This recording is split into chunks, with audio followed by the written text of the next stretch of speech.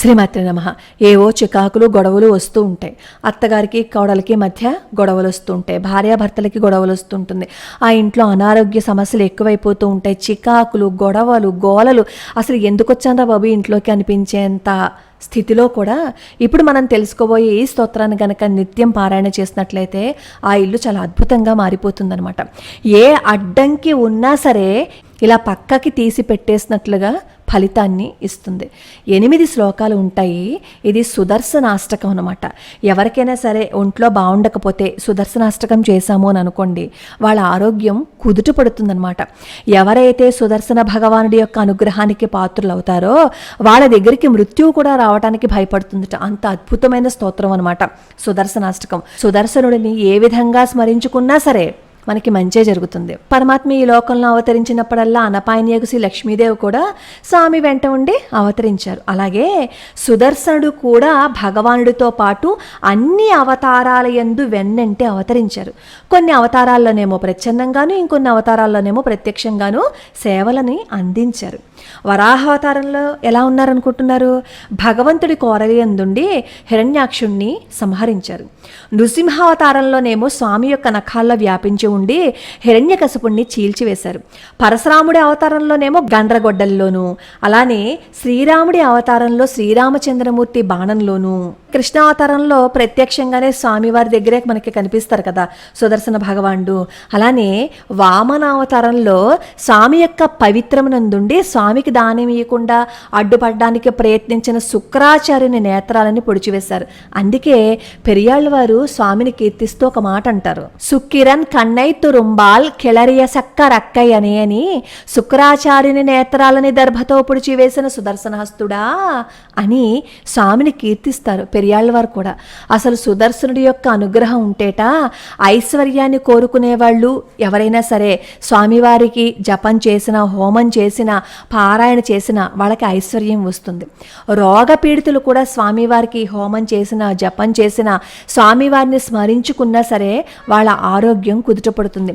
ఎటువంటి అడ్డంకి వచ్చి అయ్యి బాబోయ్ మాకు ఈ పని అవ్వటం లేదు, ఇంకా జీవితంలో ఇది అవ్వదు అని అనుకునే వాళ్ళు ఎవరైనా సరే ప్రతిరోజు 11 సార్లు గనక ఈ సుదర్శనాష్టకాన్ని చేసినట్లయితే అద్భుతమైన ఫలితాలే కనిపిస్తాయి. పని అవ్వట్లేదు, ఈ పనిలో చాలా అడ్డంకులు వచ్చేస్తున్నాయి, ఇంట్లో గొడవలు వస్తున్నాయి, అత్తగారికి నాకు పడటం లేదు, నాకు నా భార్యకి పడటం లేదు, పిల్లలకి నాకు పడటం లేదు, మనశ్శాంతి లేదు, చికాకులుగా ఉన్నాయి అనుకునే వాళ్ళందరూ సుదర్శనాష్టకాన్ని గనక చేసినట్లయితే అద్భుతమైన ఫలితాలు ఉంటాయి.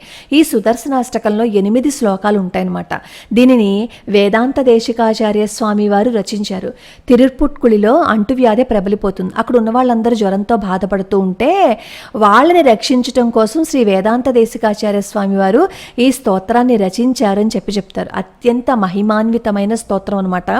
ఇందులో 8 శ్లోకాలు ఉంటాయి. 8 శ్లోకాలు చాలా తొందరగా చదివేయచ్చు. మొత్తం 8 శ్లోకాలు కలిపి చదవడానికి 10 నిమిషాల సమయం పడుతుంది. అలా 11 సార్లు గనక ప్రతిరోజు సుదర్శనాష్టకాన్ని చదివినట్లయితే ఏదైతే అడ్డంకులు ఉంటాయో అది ఏ అడ్డంకైనా సరే తొలగిపోతుందనమాట. ఈ సుదర్శనాష్టకంలో ప్రతి 4వ లైను ఏం కనపడుతుంది అంటే జయ జయ శ్రీ సుదర్శన, జయ జయ శ్రీ సుదర్శన అని మనకి కనిపిస్తుంది. అంటే నీకు జయము జయము సుదర్శన, జయము జయము సుదర్శన అని మనకి కనిపిస్తుంది అనమాట. చెడు కర్మలు ఏవైతే ఉన్నాయో ఆ చెడు కర్మలన్నింటినీ పోగొట్టేటట్లు చెయ్యి, నాకు మంచి చెయ్యి, నన్ను రక్షించు, నన్ను కాపాడు, ఈ అడ్డంకులన్నింటినీ తొలగించు అని ప్రతి శ్లోకంలోనూ సుదర్శన భగవానుడిని స్తుతించటం అనమాట. చాలా అద్భుతమైన స్తోత్రం. కనీసం ఒక 6 నెలల పాటు సుదర్శన భగవానుడి యొక్క స్తోత్రాన్ని చేసినట్లయితే జీవితమే మారిపోతుంది. కొంతమంది ఏం చేస్తారు అంటే సుదర్శన మంత్రాన్ని తీసుకుంటారు. ఆ మంత్రం గురువు ద్వారా మాత్రమే తీసుకోవాలి. ఆ మంత్రాన్ని గనక జపించే వాళ్ళకి సాటి లేని సంపదిస్తారట. ఆ యంత్రము, మంత్రము ఇవన్నీ మనం చేయలేం కాబట్టి సుదర్శనాష్టకం కానీ, సుదర్శన శతకం కానీ, సుదర్శనుడికి సంబంధించిన ఏది చదివినా సరే జీవితంలో అద్భుతమే కనిపిస్తుంది. అప్పుడు అంటారు, ఇన్ని స్తోత్రాలు శ్లోకాలు అవసరమా, ఏదో ఒక శ్లోకంతో మనం సరిపెట్టేసుకోవచ్చు కదా అని. నిజమే, అలాంటి తృప్తి ఉందనుకోండి, నిజంగా శ్రీమాత్రే నమః అంటే సరిపోతుంది, వాసుదేవాయ అంటే సరిపోతుంది, అచ్యుత గోవింద నారాయణ అంటే సరిపోతుంది. అది మనస్ఫూర్తిగా మనం చేసినప్పుడు. మనం చెయ్యలేని స్థితిలో ఖచ్చితంగా భగవంతుడి పాదాలు పట్టుకోవడానికి కొంచెం సమయాన్ని కేటాయించాలి. ఈ స్తోత్రాలు శ్లోకాలన్నీ ఉత్తినే ఏం రాయలేదు కదా. ఒక్కొక్క కష్టానికి ఒక్కొక్క బాధకి ఈ శ్లోకాలని వాళ్ళు రచించారు.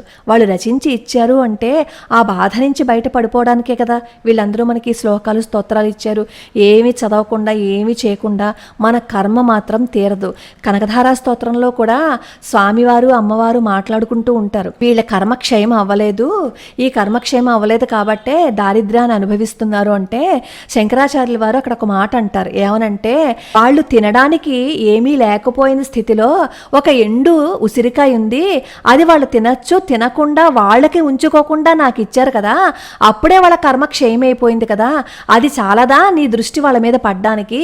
నీ దృష్టి పడ్డం కంటే ఇంకా అద్భుతం ఏముందమ్మా తల్లి, వాళ్ళని రక్షించు అని శంకరాచార్యుల వారు అక్కడ అమ్మవారిని ప్రార్థిస్తారు.